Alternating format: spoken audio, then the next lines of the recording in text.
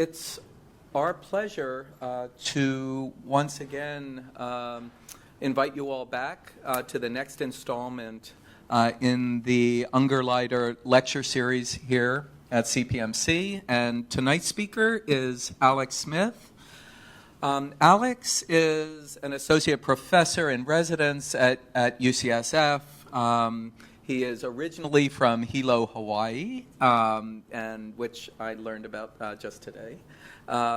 Went to undergraduate at University of Michigan before coming to San Francisco for medical school at the joint program at UCSF and Berkeley. He then went back east and spent a number of years doing his medicine training at Brigham and Women's, and then staying at Harvard to do a palliative care fellowship, as well as a general internal medicine fellowship where he got his MPH, and then returned to the West Coast to join the faculty at UCSF.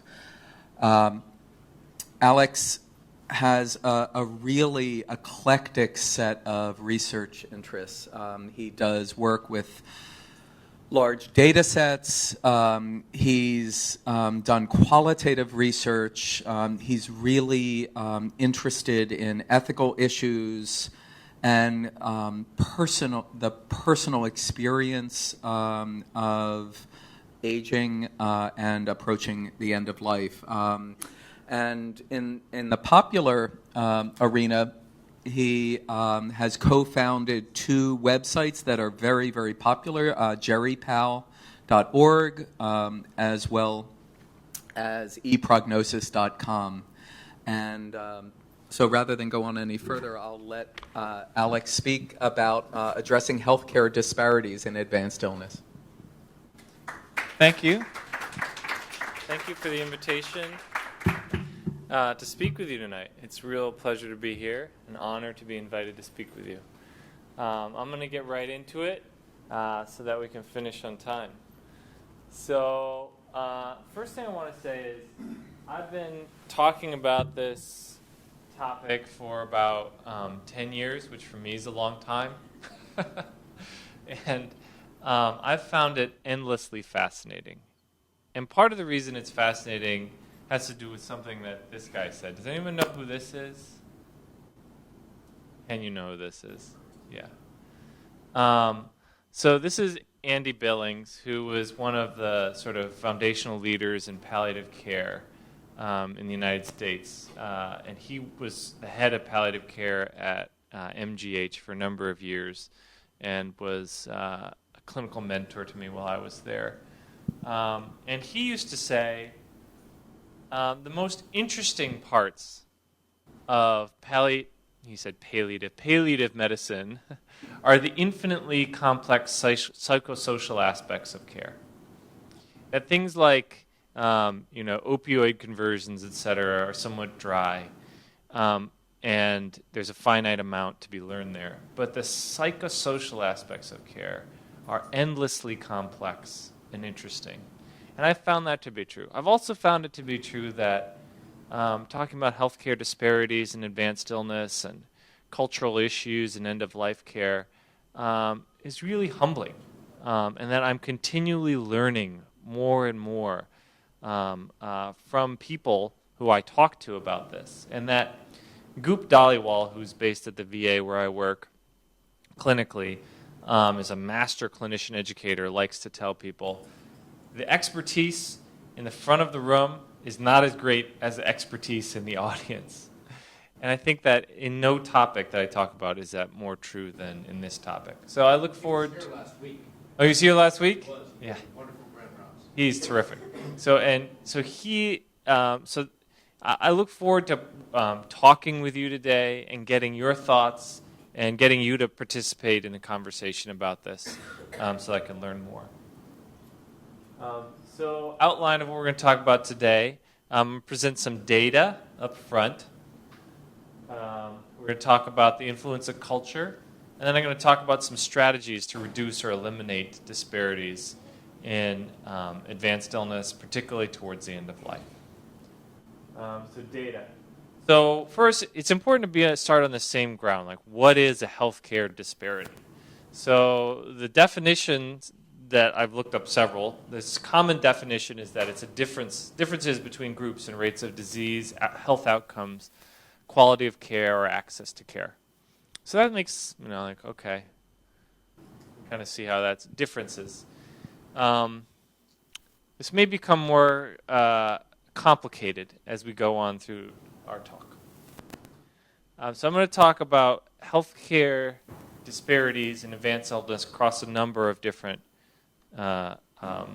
factors here in the data section. Demographic changes our society is experiencing, differences in hospice use, pain and symptom management, communication, and advanced care planning. So this is a neat website. This is VJ Pericoil, who's at Stanford, a palliative care educator. She tweets at Palliative, and she has this wonderful website on their eCampus platform. And on this slide, it shows the growth of minority older adults in the United States. And you can see that in 2000, minority elders comprise about 15% of older adults. And by 2050, it's going to go up to over 35%. And that growth is driven by growth in the Latino population, the Asian Pacific Islander population, and to a much smaller extent, the African American population. But the biggest driver by far is in the Latino population. So our society is becoming more diverse, particularly among older adults who are at greatest risk for having advanced illness and for being near the end of life. So this is a slide about age-adjusted cancer mortality rates, and this one's for men, and the next one's for women. And there's sort of a good news, bad news story here. So the good news is that over time, overall cancer mortality rates across all ethnic groups have decreased. The other good news is that there are some ethnic groups where cancer mortality rate is actually less than it is for whites, compared to whites. And the whites are on this far left bar here. The bad news is there's and then the other piece of good news I could say is if you look at the whites compared to African Americans here, there has been a relative decrease in the disparity over time. But the bad news is it's a persistent, big disparity here. And the same is true if you look at women, although the disparities are smaller. So let's talk about hospice use for a little bit. So there's, again, good news, bad news. The good news is that hospice use has expanded dramatically, right? Look at 1992, 5% of African Americans, 10% of white Medicare decedents. These are people over age 65 in Medicare. People who died used hospice, right? And now you look here, 2013, nearly 50% of whites, African Americans, just over 35%. So you could say, well, okay, it used to be a 2-to-1 ratio, and now it's not a 2-to-1 ratio. But that's kind of like Mark Twain and, there are lies, damn lies, and statistics, right? Well, these things aren't getting better in terms of the disparity here. There's been, if anything, a widening of the disparity over time. The rising tide of hospice use has not lifted all boats equally, right?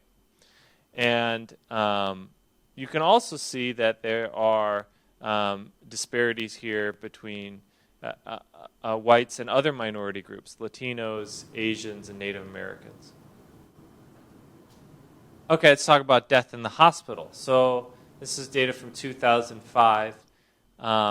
Overall, 43% of whites died in the hospital and 58% of blacks. And if you look at the over 65 population, that relationship is fairly similar.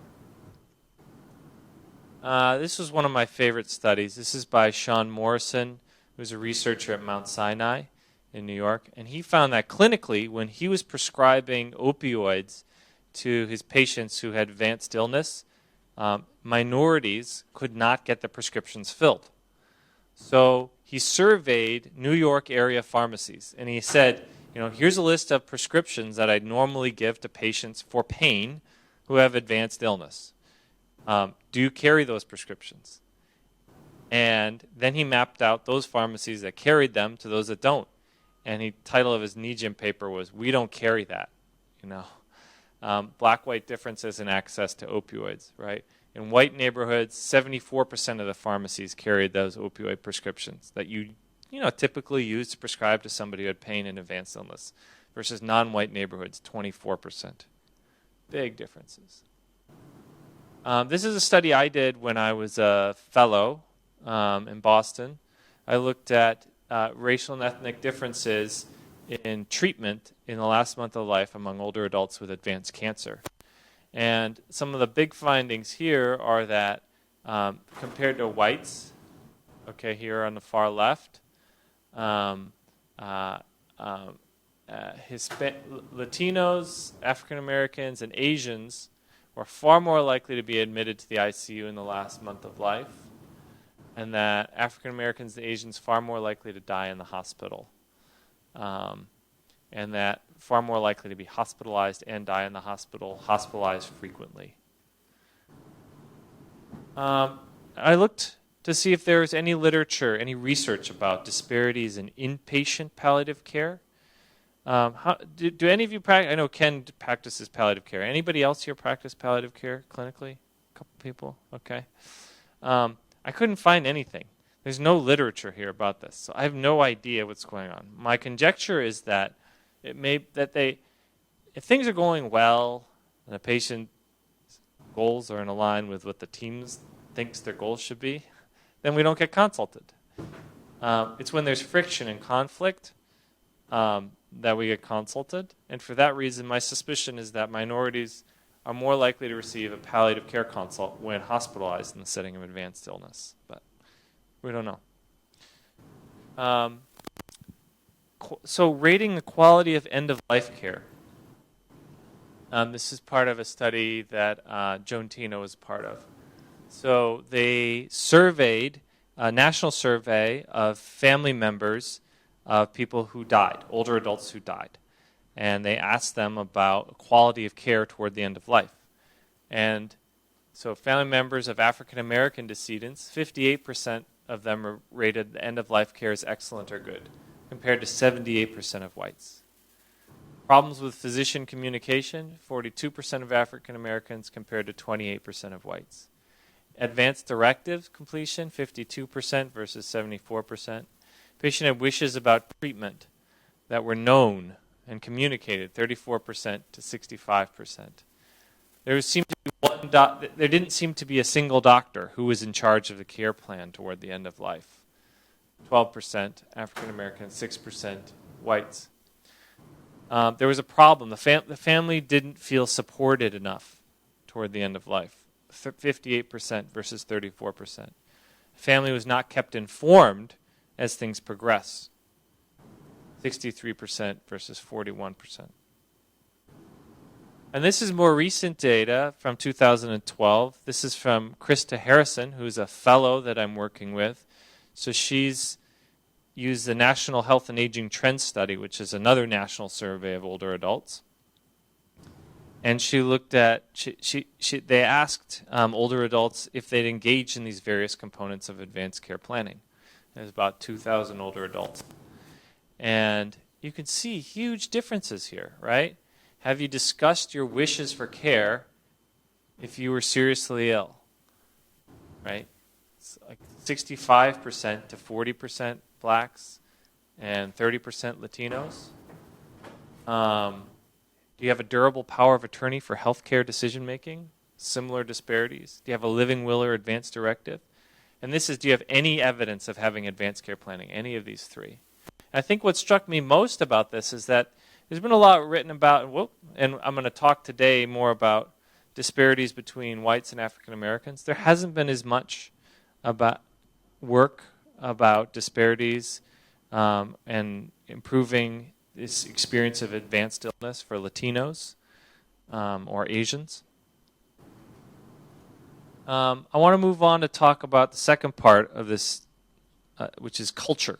So I think it's important to have a common understanding of what culture is. So, there are a lot of definitions about what culture is, and the one that I like the best is the attitudes, beliefs, way of life, art, customs, and history that are shared and accepted by people in a particular group or society. Let's keep that in mind as we move forward thinking about culture. So I'm going to tell you a personal story by way of getting us started here. So these are my parents. This is my dad, Blake Wales Hendy Smith, and my mom, Margot Kawahine Lum Smith. So my dad is like a, I don't know, nth generation American, and we're related to Andrew Jackson, which I'm not too happy about, Robert E. Lee, I also have mixed feelings, George Washington's sister, and my mom is half Native Hawaiian and half Chinese. And they met in Hawaii when my mom was working at Sears and my dad was learning Vietnamese to go to Vietnam to work for USAID. And he picked her up at Sears, which I also think is incredible. And when I was in med school at UCSF, my dad was diagnosed with glioblastoma multiforme, which is an invariably fatal form of brain cancer. And my dad worked at a medical school. He was a PhD researcher, and he, learned about the illness and talked to me about the disease and its likely outcomes and treatment. And he got all Western treatments. He had surgery, he had radioactive beads implanted in his head. But then he also started treating his illness with Native Hawaiian medicine. And this was surprising to me because he'd always like poo-pooed so-called alternative medicine. And there was nothing to suggest that he believed in Native Hawaiian medicine before this. But we went to Hawaii and he sat on this stone called the Hauola Stone, which is just off Lahaina. You can actually see it. There's a little plaque right next to it. Lahaina's on the island of Maui, which is where my Hawaiian ancestors are from. And it was a traditional Hawaiian healing stone. So he actually swam out there and sat in it. The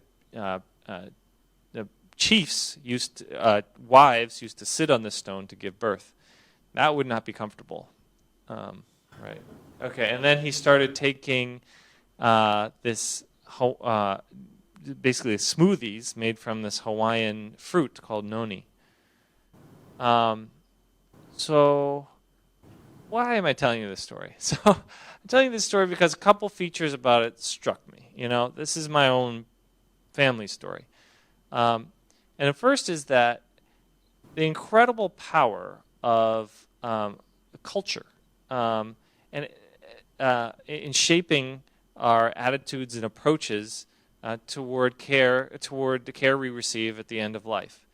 And I think, it's being seriously ill unearths beliefs and attitudes that might not have been present throughout the rest of life. The second is that there seems to be a gender story here.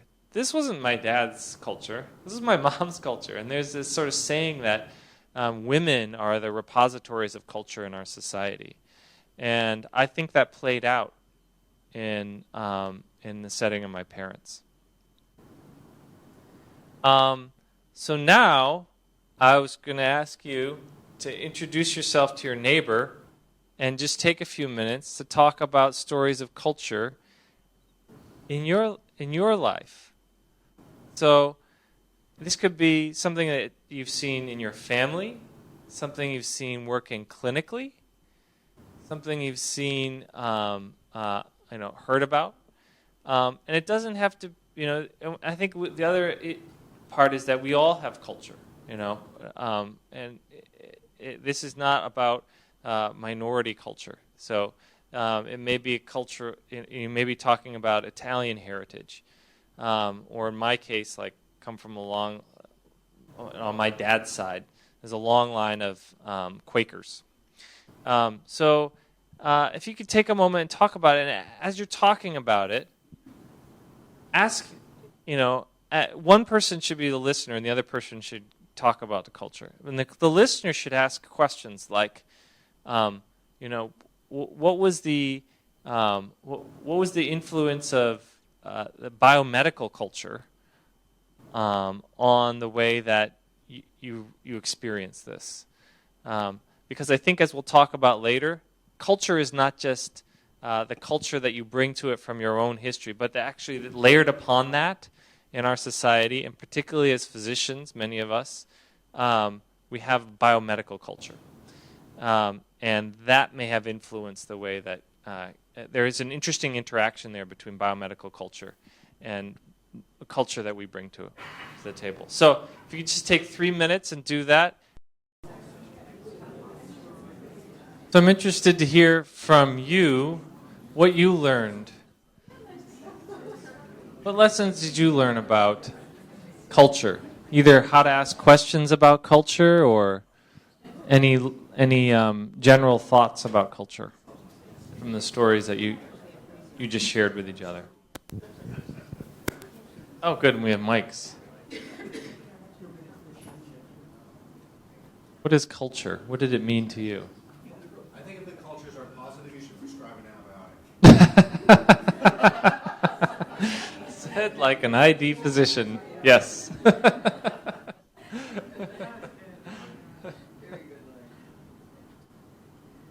They're generational. They're generational. Say more. Relationships, culture is passed down from parent to child. Mm-hmm. I think it can be different within each generation. So the child might be more likely to try medical cannabis than a parent who grew up seeing that as illegal, as a legal thing to do. Right.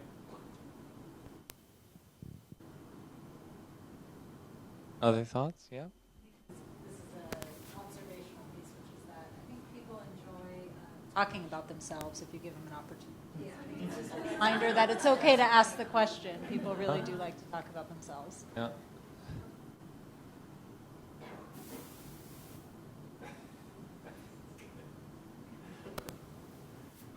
Yep. There are two very old former program directors sitting back here, and we were reflecting on the change in medical culture and the change in what the primary doctor's role in the process that you're talking about has been over the last more years than we're going to tell you. And how did it used to be different? I think it used to be that the primary care doctor was involved with the patient's care through to the patient's death. The difference now being that it's almost always somebody else. Hand off to the hospitalist when they're in the hospital. Hand off to the palliative care team. Hand off to the hospice team. We don't have that same continuity. And I wonder how that would have affected your charts and graphs in the first segment. Great. Okay, I'm going to move on here. And I'm going to tell you a story of a patient I cared for some time ago. We'll call her Mrs. J. She's a 71-year-old African-American woman who is in the cardiac intensive care unit. She has heart failure, low ejection fraction. Her heart doesn't pump very well. She had multiple episodes that we call flash pulmonary edema, where she became very short of breath. And she was intubated and sedated for the 4th time in the last 2 months. And the ICU team didn't think that at this time she could be extubated. And the family was at her bedside praying, saying a miracle happened before. Remember, this 4th time in the last 2 months. It can happen again. And that only God will decide when it is her time. So I just wanted to, I've been thinking about this person for a long time and thinking about what are some of the influences that may have gone into some of the decisions that the family made and attitudes that they brought towards this setting of advanced illness. I want to start with a poem. Who's this? Yes, Maya Angelou, who died a couple years ago, I think. She was poet laureate. Still I rise. You may write me down in history with your bitter, twisted lies. You may trod me in the very dirt, but still like dust I'll rise. Out of the huts of history's shame I rise. Up from a past that's rooted in pain I rise.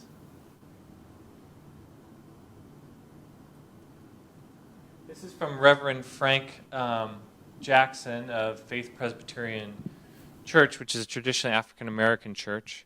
It says that everybody wants to go to heaven, but nobody wants to die.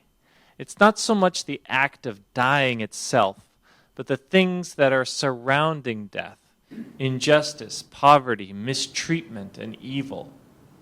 There's a sense that we won't be stopped by those things, our somehow theology. Somehow, some way, we will get through this. Does anybody know who this is? This is LaVera Crawley, who is a physician and family physician, bioethicist, worked at Stanford for a number of years, and is now a chaplain at Sutter in the East Bay. I haven't met her, but I'm meeting her on Saturday. I really look forward to it. But she used to describe this, sort of what I've been talking about here in these quotes, as an ethic of struggle against adversity. That in the African American community there's an ethic of struggle, perseverance. Somehow, some way we will get through this. So LaVera Crawley was talking at this National Convention of African American Physicians about the need to improve hospice and palliative care in the African American community. And this guy was in the audience. Does anybody know who this is? This is Dick Gregory, who was a Bay Area satirist, activist, civil rights activist, like sit-in Berkeley and Sproul Plaza, etc. But he stood up when LaVera Crawley was talking and said, "So now they are trying to get us comfortable with dying. So now they are trying to get us comfortable with dying." I think it's important to contextualize that statement even more. When I was doing research for this talk, I read something remarkable about Boston, where I used to live and work. Does anybody know where this is in Boston? Yeah, it's Tremont Street and Mass Ave. Yeah, Mass Ave, yeah. So this is looking up Mass Ave. And behind you is Boston Medical Center. And so this is just startling. So on the Roxbury side of Mass Ave, the life expectancy is 59 years, which is less than the life expectancy in Cambodia, Guam, and Iraq. Okay? On the right-hand side, the south end side of Mass Ave, the life expectancy is 84 years, right? 25-year difference based on the side of the street you live on. And this is mostly white. This is mostly African American. Right? Huge differences, right? Disparities. Huge, tremendous. Right? Ferguson, am I next, right? So how can they be trying to get us comfortable with dying? You know, in a history of slavery, right? Racial violence, past, ongoing, police brutality, unequal treatment, unequal access to care, to medications, unequal outcomes. How can the focus be on trying to get us comfortable with dying? Ethic of struggle, right? So this is teaching point number 1. We cannot ignore culture. This stuff is really profoundly important in shaping people's attitudes, beliefs, behaviors, and particularly in the setting of serious illness, right? But, I worry sometimes, I get consulted, African-American patient, they distrust the system. Latino family, they believe in miracles. Chinese family, you can't tell them their prognosis. I'm worried about stereotyping here, right? And I also worry that when people talk about culture in a hospital setting, they're often talking about culture as a barrier to be overcome in order to obtain patient compliance with recommended treatment, right? Culture is a barrier to be overcome. That's kind of sad, right? Culture should be much more than that. This is a nice quote. So the American Geriatric Society, which I love and adore, came out with these pocket cards. These are like doorway thoughts that you're supposed to read through quickly before you walk into a patient's room. And like each card is a different racial or ethnic group on it. There's a barely hidden, and then so this is a critique not of that, but something similar. There's a barely hidden desire to create a shopping list or pocket card of cultural characteristics sometimes discernible. Tamils do this, the Cree do that, and Guatemalans do the other, in order to systematize and tidy up culture in the same way as other epidemiologic variables, such as smoking, age, gender, or fertility rates. Yeah, the problem is, culture is not a trait that's fixed, unchanging. It's not individually deterministic of attitudes, beliefs, and behaviors. It's dynamic, it's contextualized, it's continually recreated in a person's life. And it's highly influenced by interpersonal interactions, historical and contemporary social contexts.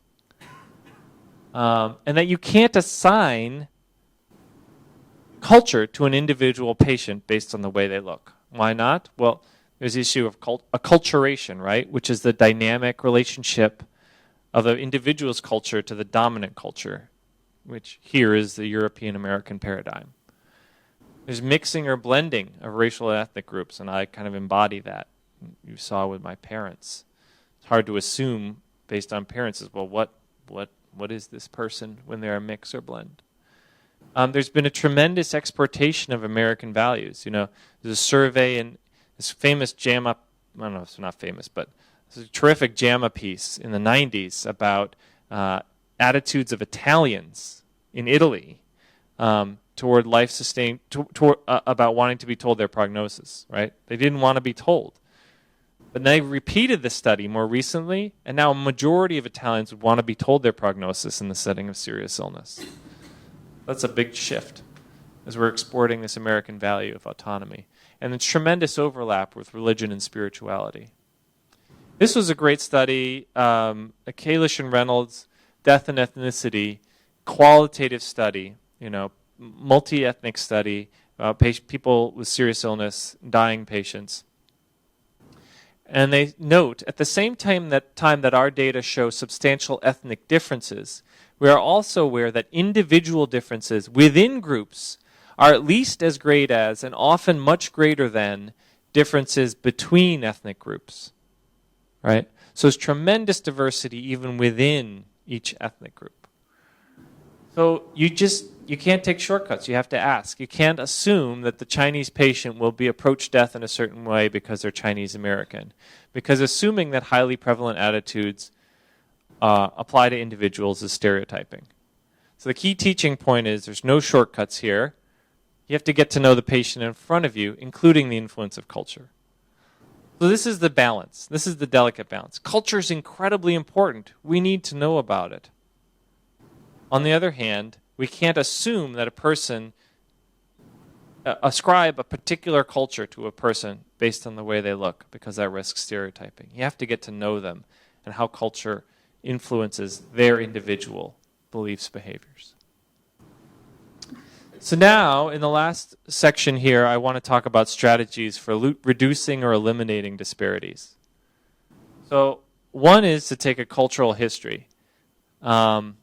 So there are all these terms here. Cultural competency, cultural awareness, cultural humility that have been bandied about as a way of getting us to be more familiar, training individual physicians in these skills. What do people think of these terms? Like if you had to go to cultural competency training.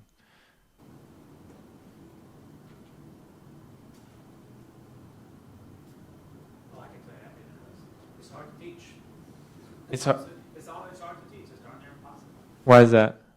Cultural competency. Because you have to, it comes either you grew up in an environment where you had to be culturally competent to survive, or you have to become a doctor, and eventually you have to learn cultural competency through your experience as a physician, and eventually, I think most people get to a place where they are sufficiently culturally competent, and you can give them clues and hints and strategies to get there quicker, maybe, but you can't just say, here it is, cultural competence in 2 hours.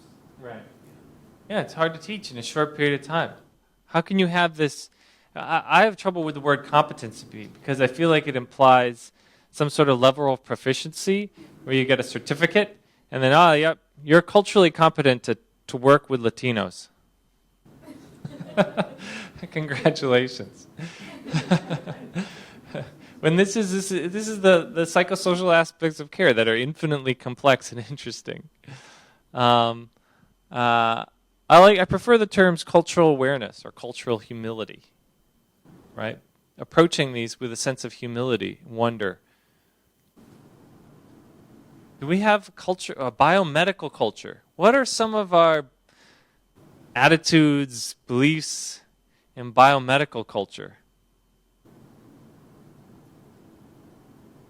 Western biomedical culture. I'll speak one more time. That's it. We believe we can do more than we actually can. We believe we can do more than we actually can. So that, yeah.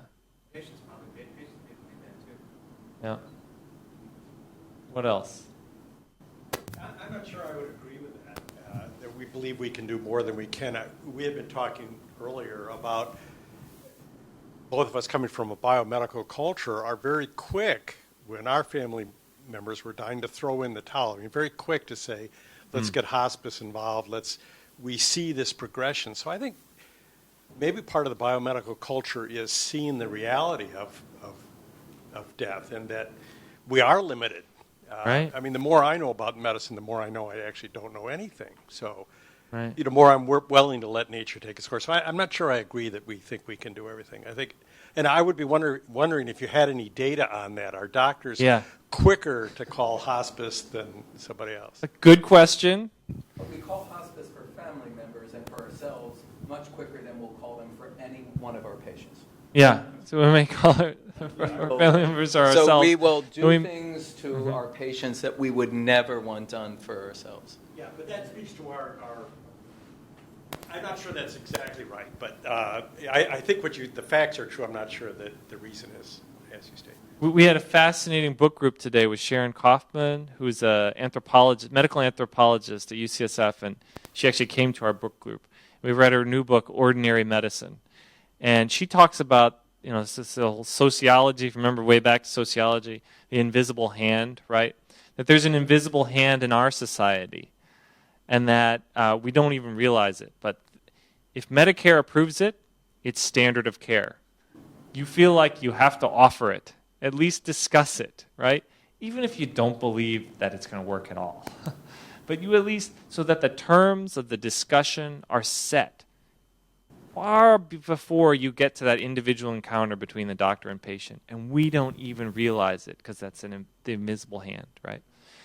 As far as your question about have we looked at this, actually we have. We have a paper that's just been accepted at JAGS where we did a survey of, we looked at the dead doctor file. So the AMA maintains a dead doctor file, and they gave it to us. And so we looked at Medicare claims for the doctors who had died. Now, these are not the doctors who are practicing today. Right, the average age of death of these doctors is like 80-something. Okay, but we found remarkably actually few differences between docs and non-docs. We did find that docs were in hospice an average of 2 days longer, but they were as likely to.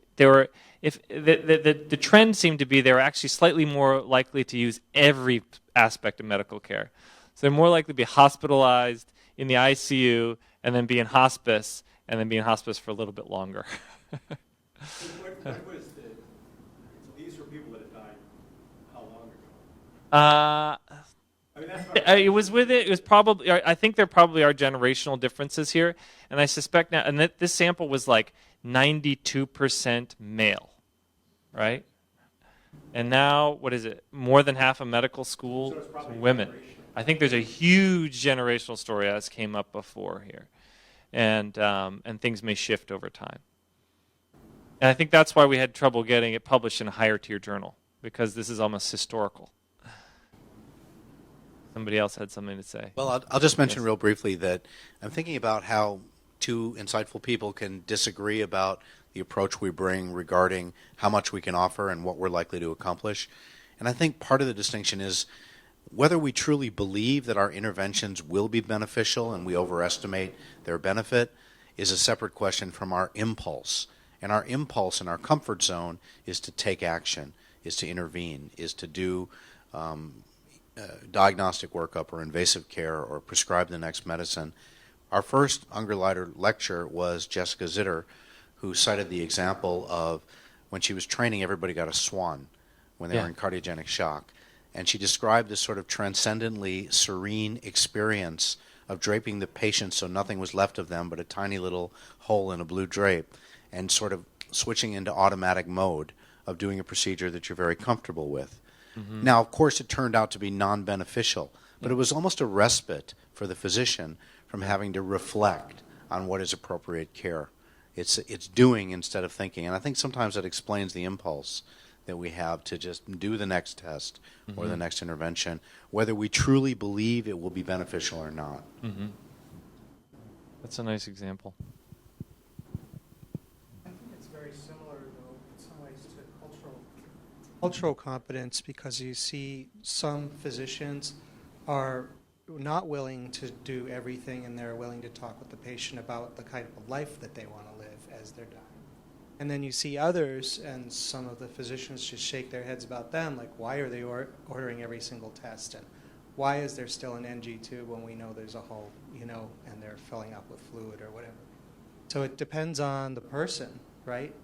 And so we can make some generalizations about it, but we have to be cognizant that it's almost like we need to help to treat one another, to help guide one another along through this process of how do we provide better end-of-life care as a group, and kind of pull one another along. Like in Cuba, what they do is they try to bring everybody along at the same time.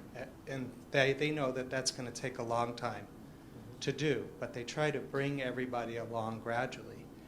Maybe that's something that we need to do, as practitioners. Maybe we need to be cognizant that we have some practitioners who are going overboard, and they're just drawing out the lives of some patients in a way that none of us would want to live. What can we do to reach out to them to try and teach them another way? Yeah, that's terrific. And a nice segue to my next slide, which is, what about hospice and palliative medicine culture? Are there attitudes and beliefs? Which one? Hospice? Either.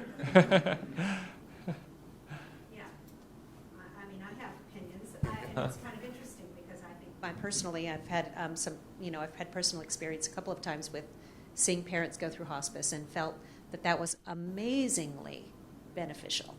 And, and then talking to somebody else about it and hearing, oh, no, oh, we're not, we don't want to do that, kind of stuff. So there's definitely a lot of negative attitudes, I think, in the general population about what it means to be in hospice. I mean, my stepdad, who had Alzheimer's, was in hospice for 2 years. Mm-hmm. I mean, he was declining the whole time, but it was great, and he lived a much better quality of life for those last 2 years because of hospice, Right. in my opinion. Yeah. Yeah. So. And how about for those of you who practice in hospice and palliative medicine? Do you feel like there's some beliefs, attitudes, behaviors that are shared within our tribe? How about death in the ICU is a failure? Not getting a DNR order is a failure. Home hospice death is ultimate goal. Worry about that sometimes too. But the idea here is to be aware. Awareness of the culture around you, awareness of the culture of prevalent attitudes, behaviors, and beliefs in the patients you care for, and in your own practice, right? Understanding that when you walk into that exam room, you need to talk to the person in front of you. Can't make assumptions. Awareness, self-awareness. Who's this?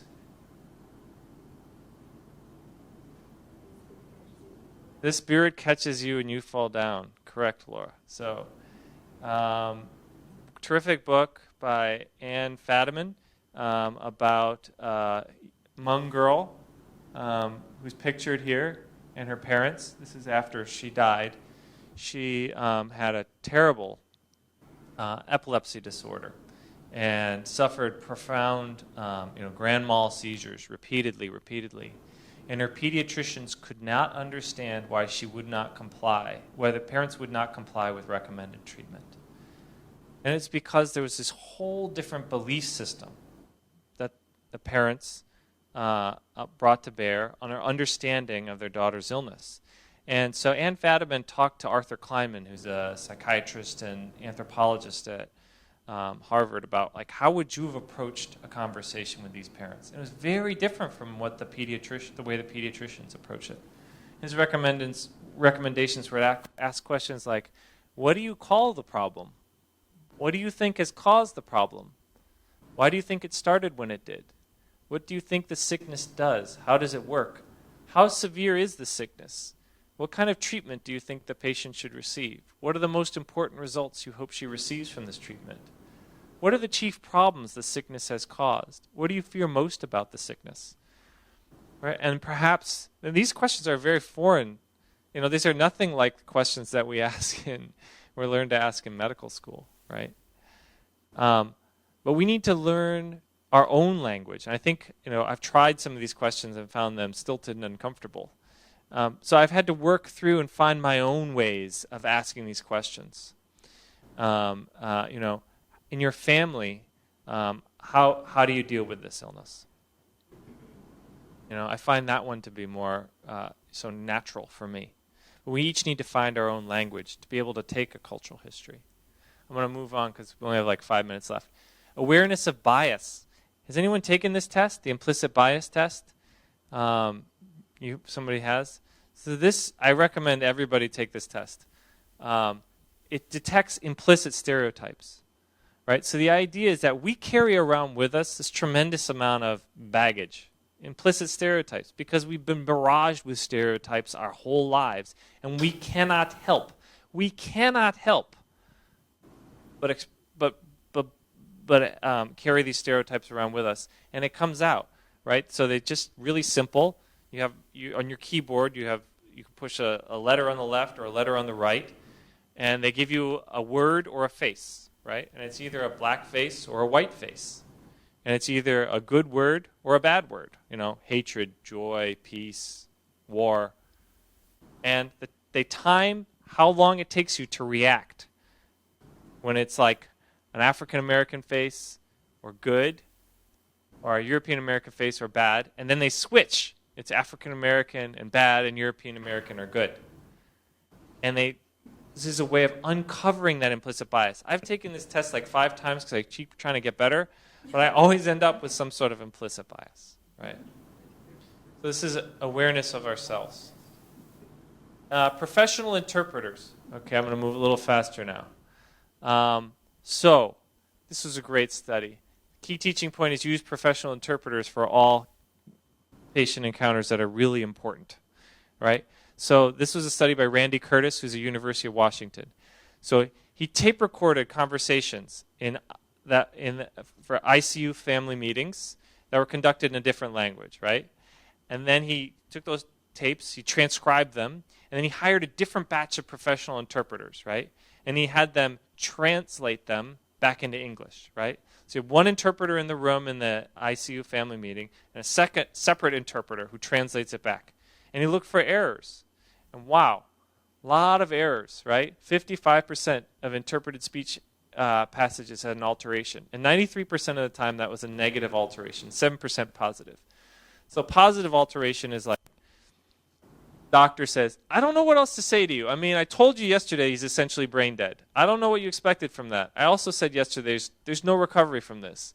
And the interpreter translating says, I told you that his brain was dead and it wasn't going to recover. So the omission results in a less confrontational statement, right? That'd be a positive alteration. Here's a subtle negative one. The problem with this option is that he may have to stay on this machine for the rest of his life. And the interpreter translating says, but the problem with this option is that he will have to stay on this machine for the rest of his life. Did you catch that? It's so subtle. It's the may to the will, right? may have to stay on this machine for the rest of his life, will have to. Those are completely different prognoses, right? So the other key teaching point here is check for understanding. Using interpreters not enough. Check for understanding. Patient level. So Rebecca Sidore, who's at UCSF in my division, started this website, Prepare for Your Care, and they have videos to help prepare people in advance in their homes talk to their loved ones about what they want. Not what they want, but what their goals are, what their values are. And it's been translated into Spanish. Here's a Spanish website. This is free, Prepare for Your Care. Outreach. This is interesting. For-profit hospices are more likely to have outreach programs to minority and low-income communities than not-for-profit. Right? And this is a really neat outreach guide for hospices. Support diversity. So if you Google hospice team and then go to Google Images, this is what you get. Right? My mother-in-law, when my father-in-law was dying of cancer, my mother-in-law was Chinese American and said, I don't want strangers in my home. Right? There's very little diversity in hospice in terms of the people who work in hospice. And then I'm just going to end by asking in the last couple minutes for your suggestions, any questions, comments, thoughts you have. How can we do better?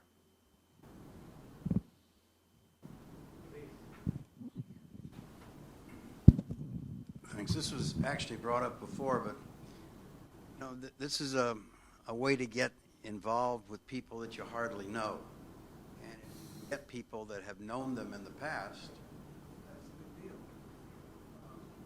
To have doctors that were involved with them early on in their involvement with the medical problems helps, I think. There's a lot of discrepancies still within the medical community on when it's appropriate to involve palliative medicine or even what it means. And I think that's a huge problem too. I was involved in the care of this Indian man fairly recently, a physics professor, and an amazing family, incredibly loving family. And he was on the cardiology service. And he had a STEMI, an NSTEMI, PEs, a hematoma from the anticoagulation for his PEs. And this ultimately, somewhere in there, he had his gallbladder out. And on the day that his pathology came back with the cholangiocarcinoma diagnosis, I consulted oncology and palliative medicine because I felt that prognosis was very poor. There was going to be cultural misunderstanding. There was a potential for misunderstandings between the patient and his culture and the providers, and I was concerned about how it would end up. And the responses that I received were surprising.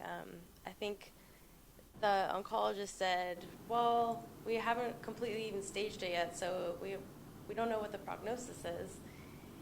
And I said, "Well, I think it's pretty terrible with like a STEM with all these cardiopulmonary complications, and that even prior to staging that it was clear that he might not do well." And I think that there was reluctance on their part to have involvement of palliative medicine and even the primary thing. Right. Oh, right. Cardiac, poor prognosis. And so this poor man didn't get to have palliative medicine involved until a day or two before he died, and I think that really robbed him of the ability to have pain management, and just appropriate end-of-life conversations, a peaceful environment, prior to his passing, and that was a shame to have participated in that, and especially that I think the residents, it's such a difficult position to be a house staff person involved in that kind of case, because you have a certain feeling and you're the one spending the most time at the bedside providing care, and you have to do what people say, and so it's just really challenging. And providers could do a better job of not just paying attention to their organ system or their specialty and like looking at the whole patient. Like, yes, they're getting through their STEMI, but the whole picture looks pretty bad. Just prognosticating, I think, is a area for improvement. Thank you.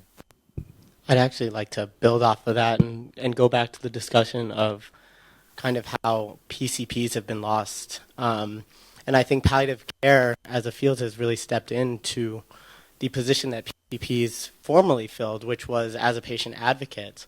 When PCPs were involved in patient care up until the end of life, they were much more able to take that holistic approach to what the patient would want. They know this patient from whenever they initiated care till that point. But now, particularly oncologists, a lot of times once patients become cancer patients, oncologists become the primary care physician. And having a specialist as the primary care physician is in and of itself a problem. And then the other situation is with the hospital. Again, since PCPs are no longer caring for patients within the hospital, hospitalists are amazing people. Some of them are in this room, but they don't know the patient from the very beginning. And it's hard, especially if the patient is minimally communicative, demented, doesn't have a strong family presence. It's hard for a hospitalist to be able to know what's in that patient's best interest and to advocate on their behalf. So I think that's really left palliative care and palliative care physicians to be able to try and piece together what's been lost and hopefully get the PCP back involved and get the family back involved and really find out what's in the patient's best interest. But I would say that on Sam and Doug's points both, that shining a light on what palliative care does and debunking mythology. I mean, Sarah Palin did you all a very large disservice with the whole death squad, caricature. Because I do think that, so what if we haven't finished staging the malignancy? It's not about throwing in the towel or focusing on comfort or symptom relief only. It's about identifying what the patient's values are and wishes are through an evolving illness process. So I think there is still a lot of misunderstanding and misrepresentation about what palliative care does.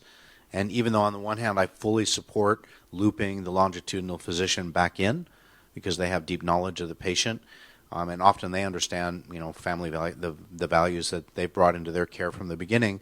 But equally, on the distal end of this equation, we have to kind of get rid of some of the older mythology that you only bring in a palliative care physician when you're ready to stop providing active treatment. And that's not what I observe, when they actually do their work at all. But I think a lot of the physicians still believe that.